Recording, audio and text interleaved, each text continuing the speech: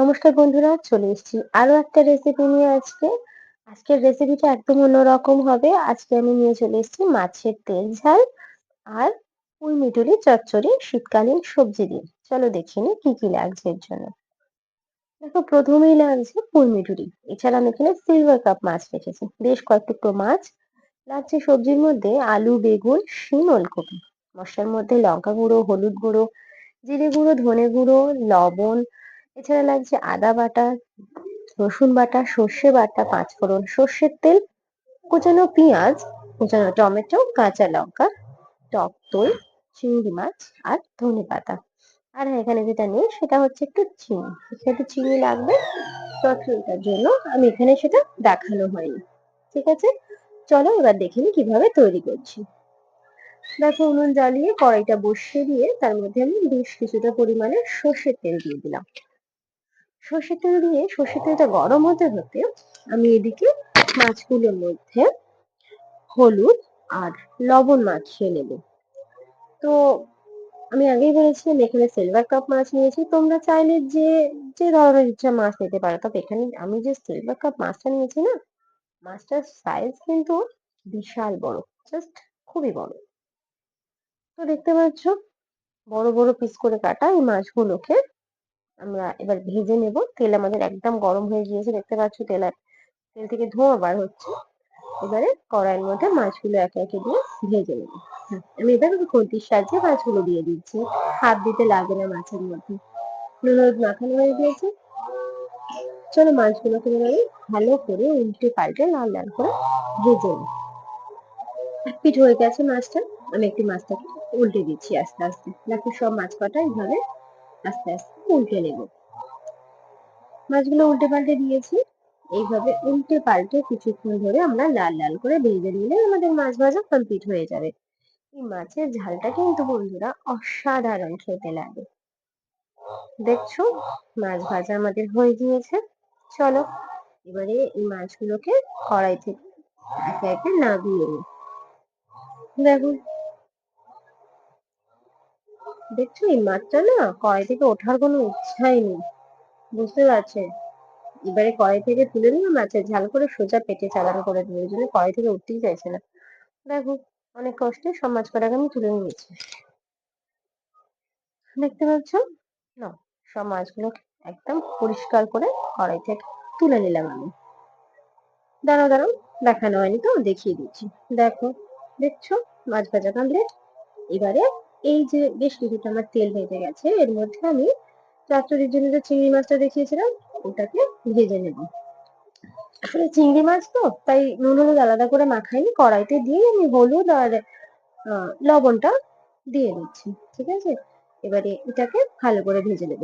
যদিও এটা জলের পোকা, কিন্তু এর দাম তো ভীষণই, আর এর টেস্টটাও খুব সুন্দর। তো চলো, জলের পোকা বা চিংড়ি মাছ যাই বলো, পোকা বা মাছ কিছু একটা হবে। সেটাকে আমার ভাজা কমপ্লিট হয়ে গিয়েছে। এটা ঝটপট কড়াই থেকে এই মাছ নামক পোকাটাকে তুলে নেব।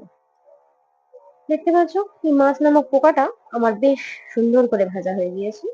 ঝটপট করে কড়াই থেকে তুলে নিচ্ছি। কারা কারা এই চিংড়ি মাছ খেতে ভালোবাসো আমাকে কিন্তু কমেন্ট করে জানিও। আর চিংড়ি মাছের কোনটা ভালোবাসো, মালাইকারি, ডাক চিংড়ি, চিংড়ি মাছের রসা বা চিংড়ি মাছের ভাপা, কোনটা সেটা কিন্তু অবশ্যই জানাবে। দেখতে পাচ্ছ হয়ে গিয়েছে। এবারে মাছ ভাজাটা একবার তোমাদের দেখিয়ে দিই, দাঁড়াও। দেখতে পাচ্ছ চিংড়ি মাছটাকে খুব সুন্দর করে ভেজে নিয়েছি। এই কড়াইয়ের মধ্যে যে তেলটা আছে, আলাদা করে আমি কোনো এক্সট্রা তেল দেবো না, এই তেলটাতেই আমার মাছের ঝাল হয়ে যাবে। তাই মাছের ঝালের জন্য প্রথমেই দিয়ে দেবো কড়াইতে কুচিয়ে রাখা পেঁয়াজটা। দেখো, পেঁয়াজগুলো দিয়ে দিলাম। পেঁয়াজটা দিয়ে একটু নাড়িয়ে চাড়িয়ে ভেজে নিয়েছি, একটু লাল লাল করে ভাজা হয়ে গেছে। এর মধ্যে আমি দিয়ে দেবো চিরা কাঁচা লঙ্কা আর কেটে রাখা একটা মিডিয়াম সাইজের টমেটো। আমি এখানে একটা মিডিয়াম সাইজের টমেটো নিয়েছি। এটাকে খুব ভালো করে নাড়াচাড়া করে ভেজে নেব আমরা। এই ভাজতে ভাজতে যে কথাটা প্রত্যেকবার বলি, যে জিনিসটা প্রত্যেকবার ব্যবহার করতে বলি, সেটা আমিও ব্যবহার করি। দেখতে পাচ্ছ, ব্যবহারের জন্য নিয়ে চলেও এসেছি লবণ। হ্যাঁ, বেশ কিছুটা লবণ দিয়ে দেবো। এই যে দিলাম, আর পরবর্তীতে না দিলেও হয়ে যাবে। কারণ এই যে মাছের ঝালটা, এটাতে খুব বেশি রস বলো বা গ্রেভি বলো থাকবে না, তো মিডিয়াম থাকবে। তাই অল্প লবণেই হয়ে যাবে। তো দেখতে পাচ্ছ এখনো নাড়িয়ে চাড়িয়ে খুব ভালো করে এটাকে ভাজা ভাজা করা হচ্ছে, মানে যতক্ষণ না আর কি টমেটোটা পুরো গলে মেল্ট হয়ে গিয়ে পেঁয়াজের সাথে মিশে যায়। দেখছো খুন্তি দিয়ে হালকা হালকা করে প্রেস করে করে আমি টমেটো গুলো একটু ভেজে দেওয়ার চেষ্টা করছি। এদিকে দেখো উনুনের কাঠ শেষের মুখে বলে আমি এই কাঠটাকে নিয়েও উনুনের ভেতর দিয়ে দিচ্ছি। আসলে উনুন যদি না জ্বলে তাহলে তো মাছের ঝাল হবে না, বুঝতেই তো পারছো ব্যাপারটা। তো চলো দেখো চলছে এদিকে পুরো ব্যাপারটা।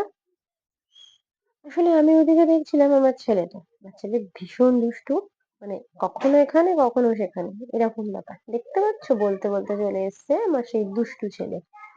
দেখো একটা বাটি নিয়ে হাজির হয়েছে আমার কাছে, দেখতে পাচ্ছ। বাটিটার মধ্যে আমি দুটো চিংড়ি মাছ তুলে নিয়ে ওকে দিচ্ছি, বলছি তুই নে। ও মানে নেবে কি না নেবে ভাবনায় পড়েছে এখন। নিয়েছে আর কি, নিয়ে এখন কিছুক্ষণের জন্য রেস্টে আছে। বলছে ওর বক্তব্য তো ঠিক আছে, তুমি কিছুক্ষণ রান্না করো আমি আসছি এরপর। ও এমনটাই করে। চলো এদিকে আমাদের এটা ভাজা ভাজা হয়ে গিয়েছে। এর মধ্যে আমি দিয়ে দিলাম পরিমাণ মতো বেশ কিছুটা রসুন বাটা। প্রত্যেকটা মশলা দিয়ে দেবো। দিয়ে দেবো এর মধ্যে বেশ কিছুটা পরিমাণে আদা বাটা। এই আদা রসুন বাটাটাকে একটু নাড়িয়ে চাড়িয়ে এর কাঁচা গন্ধটা জাস্ট কাটিয়ে নেবো। খুব বেশি কষানোর দরকার নেই, হালকা করে নাড়িয়ে চাড়িয়ে জাস্ট এর কাঁচা গন্ধটা চলে গেলে আমরা বাকি গুঁড়ো মশলাগুলো একে একে দিয়ে দেবো। দেখো প্রথমেই দিয়ে দিচ্ছি জিরে গুঁড়ো, এরপর দিয়ে দিচ্ছি ধনে গুঁড়ো। এ দুটো দিয়ে একদম সামান্য একটু জল দিয়ে এটাকে নাড়িয়ে নেবো, কারণ মশলাগুলো না এতে পুড়ে যায় না। অনেকে দেখবে বাটিতে করে এই জন্য আলাদাভাবে গুঁড়ো মশলা একটু জল দিয়ে গুলিয়ে নিয়ে তরকারিতে দেয়। চলো এবার বাকি মশলাগুলো দিয়ে দিই। দিয়ে দেবো প্রথমে পরিমাণ মতো হলুদ গুঁড়ো। এখন এখানে পরিমাণ মতো হলুদ গুঁড়ো দিয়ে দিচ্ছি। দিয়ে দেবো পরিমাণ মতো লঙ্কা গুঁড়ো। মাথায় রাখবো আমি কিন্তু এখানে কাঁচা লঙ্কা বেশ কিছুটা দিয়েছি, তাই সেই বুঝে আর কি লঙ্কাটা দিলাম। তোমরা যে যেমন ঝাল খাও সেটা বুঝে দিও। এবারে পালা টক দই। এবার বলি টক দই যখনই তরকারিতে ব্যবহার করবে খুব ভালো করে দইটাকে ফেটিয়ে নেবে। আর তার থেকেও বড় কথা, যখন তরকারিতে দিবে তার আগে দেখবে যেন উনুন বলো বা গ্যাস বলো ফ্লেমটা যেন একদম কম থাকে। এতে করে কি হয় বলতো, দইয়ের যে একটা কিছুক্ষণ কষিয়ে যেটা তেল ভাবটা সেটা খুব সুন্দর বার হয়, তরকারিটা পুড়ে যায় না। এভাবে এটা কিছুক্ষণ আমিও একদম উনুনের আঁচটা কমিয়ে দিয়ে দেখো কত সুন্দর নাড়িয়ে চাড়িয়ে কালারটা এসছে। দেখো দেখতে পাচ্ছ একদম লাল লাল একটা কালার চলে এসছে। তো এর মধ্যে আমি জল দিয়ে এবারে মাছগুলো ফেলে দিয়ে ফোটাবো। এবারে আমার একটা কাজ বাকি আছে যেটা করা হয়নি, সেটা হচ্ছে আমার না মাছের ঝালের জন্য তোমাদের তখন দেখিয়েছিলাম ধনেপাতাটা কিন্তু গোটা ছিল। ওটাকে কেটে নিই, চলো আগে মাছ কটা ফেলে দিই, ঝটপট করে ধনেপাতাটা কেটে নিই। কারণ এই মাছের ঝালটা হতে বেশিক্ষণ টাইম নেবে না। দেখছো ধনেপাতাটা আমি কেটে নিচ্ছি। ধনেপাতাটা তো দেবোই, আর একটা মশলা আমার এর মধ্যে যেটা দেওয়া বাকি আছে সেটা এবার দিয়ে দিচ্ছি। দেখো সর্ষে বাটা, হ্যাঁ একটা কাঁচা লঙ্কা দিয়ে আমি সর্ষেটাকে বেটে রেখেছিলাম, তাতে 2 চামচ মতো জল দিয়ে গুলিয়ে মাছের ঝালে দিয়ে দিলাম। এবার এর মধ্যে দিয়ে দেবো কুচিয়ে রাখা ধনেপাতা, যেটা তোমাদের সামনে আমি কুচিয়েছি এখানে।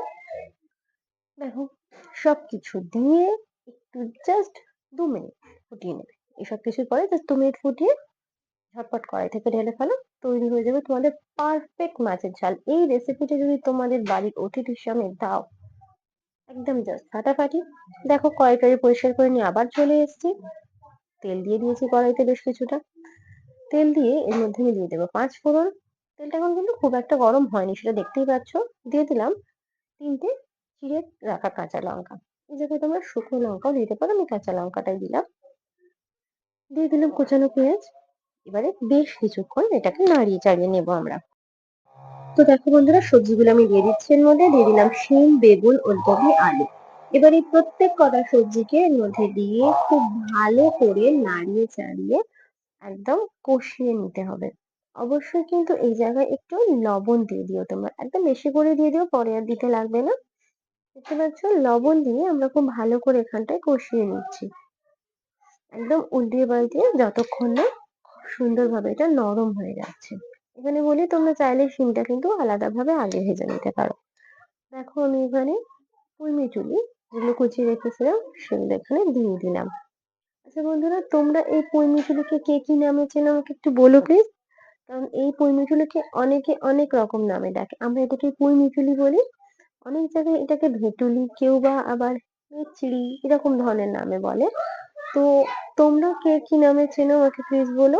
তো এই পুঁই মিঠুলিটা দিয়ে কিছুক্ষণ কষিয়ে নেবো। দেখতে পাচ্ছ আমার হেডসেট আবার চলে এসছে। দিয়ে দিলাম রসুন বাটা, দিয়ে দিচ্ছি আদা বাটা।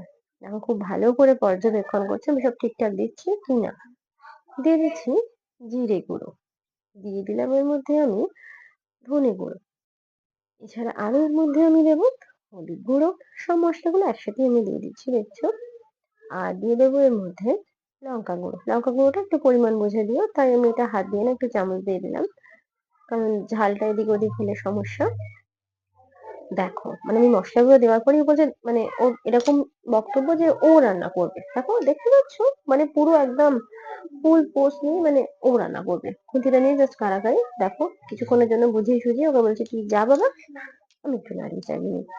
তো ওর ঠাম্মা নিয়ে একটু সাইডে আছে, আমি একটু কষিয়ে নিচ্ছি, একটু কষানো বাকি আছে। দেখতে পাচ্ছ আবার হাজির হয়েছে। ওকে আমি চিংড়ি মাছটা কড়াই দিয়ে দিয়েছি, সেখান থেকে আমি দুটো চিংড়ি মাছ দিয়েছি। দাঁড়াও, এখন চিংড়ি মাছটা নিয়ে মোটেই খুশি না, এখন চলবে না, ও রান্নাই করবে এরকম বক্তব্য। দেখো হবে না, কোলে উঠে আসছে চিংড়ি মাছটা নিয়ে। চিংড়ি মাছটা মানে হবে না, চলবেই না, ওর বক্তব্য রান্না করবে। দেখতে পাচ্ছ, দেখলে তো কেন বলছিলাম, ও রান্না আজ করবেই, আমাকে আজ আর করতে দেবে না। একদম দাঁড়িয়ে পড়েছে খুন্তি টুন্তি নিয়ে, এদিকে গালে চিংড়ি মাছ খাওয়া চলছে, রান্না চলছে। পাবে এরম রাঁধুনি তোমরা, যারা খায় প্লাস রান্না করে, দুটোই একসাথে করে। দেখো চিংড়ি মাছ খাচ্ছে আর খুন্তি চালাচ্ছে, মানে ভাবতে পারছো তরকারিটা কত সুন্দর টেস্ট হবে। দেখো মানে কিছুক্ষণ এইভাবেই ও চালিয়ে যাবে নিজের খুন্তি নাড়ানো, কোনো কথাই না, মানে বুঝিয়ে বাজিয়ে। দেখতে পাচ্ছ অনেক কষ্টে আমি ওকে দিয়েছি ওর ঠাম্মার কাছে, রাজি ছিল না। আমাদের এটা কষানো হয়ে গিয়েছে, জল দিয়ে দিচ্ছি। তো এটাকে এবার আমি ঢাকা চাপা দিয়ে হতে দেবো। এটা হয়ে গেলে তারপর তোমাদের দেখাচ্ছি ব্যাপারটা কি হলো। আমার রাঁধুনি সেই থেকে খুব সমস্যা করছে, দেখি ওর কোথায় সমস্যা হচ্ছে। চলো এটা হোক ততক্ষণ, তারপর আমি আসছি, দেখি নিই পুরো ব্যাপারটা।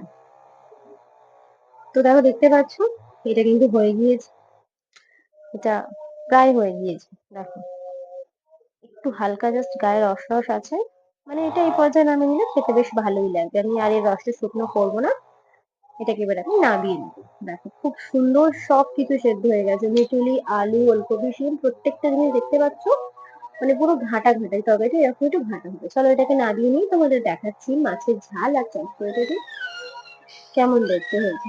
তো বন্ধুরা তৈরি হয়ে গিয়েছে আমার আজকের রেসিপি।